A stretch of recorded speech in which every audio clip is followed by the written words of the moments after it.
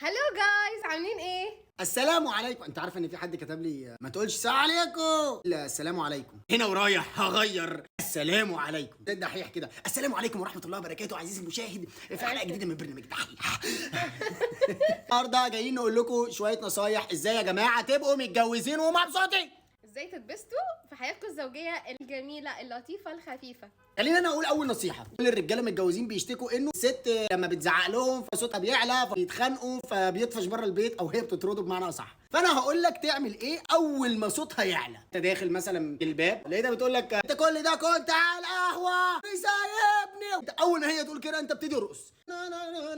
انت كل ده كنت على القهوه وسايبني. لا لا لا لا لا لا لا لا لا لا. هي هتتغاظ اكتر. انت كنت فهي كل ما تيجي تزعق هتلاقيك بترقص، هتزهق. ده متخلف، مش هزعق له تاني. وبكده عزيزي الزوج خلصت من زعيق زوجتك. ودلوقتي نصيحتي انا للبنات المتزوجات، لو مثلا جوزك جاي من الشغل وتعبان وقرفان ومكشر وداخل هتفتحي البيت كده هيخش يتخانق وضارب بوز وانت مش طايقه نفسك اصلا، تعملي له ايه؟ اول ما تفتحي باب الشقه زغرطي في وشه كده، هيتخض اصلا، هيتسرع، هيرجع 3 خطوات ورا، تقومي تزغرطي تاني، نوصل للاسانسير كده ولا السلم، قبل ما يقع تقفشيه. اول ما تدخليه باب الشقه تزغرطي وتقفلي باب الشقه. خض، هيسكت زي تشك كده، صدمه. من هنا انت كده تجنبتي ان هو يخش مكشر مش طايق نفسه، لا هيكون في حاله صدمه كده. مش احنا وصلنا للي احنا عايزينه، مش عايزين خناق، مش عايزين وجع دماغ. واقول لكم كمان نصيحه تانية، اول ما تكوني عايزه منه حاجه، اول ما تغلطي اقلبي طفله. يا حبيبي انا اسفه والله العظيم، انا اسفه، انا ما عملتش حاجه والله العظيم، ما عملتش حاجه، انا مش عارفه ايه اللي حصل اصلا، الطبق اتكسر مني، انا مش عارفه عملت حاجه كده، قلت كده. اصل الاطفال احباب الله، هيسكت لما يكفر بقى.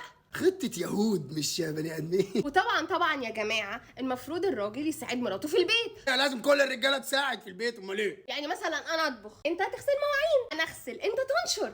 بس انا بساعدك. يعني انت بتطبخي انا باكل، انت بتغسلي وانا بوسخ الهدوم، بتروقي السرير وانا بخش انام واتكلفت عليه وابوظه. دي مساعده دي ولا مش مساعده يا متعلمين يا بتوع المدارس؟ لازم كل الرجاله تساعد زوجاتهم يا جماعه زي ما انا بساعد. وطبعا يا جماعه احنا مستنيينكم علشان لو عايزين اي نصايح تانية لكل المتجوزين او اللي داخلين على جواز يجوا يسالونا واحنا هنجاوبكم مع اسماعيل وايه.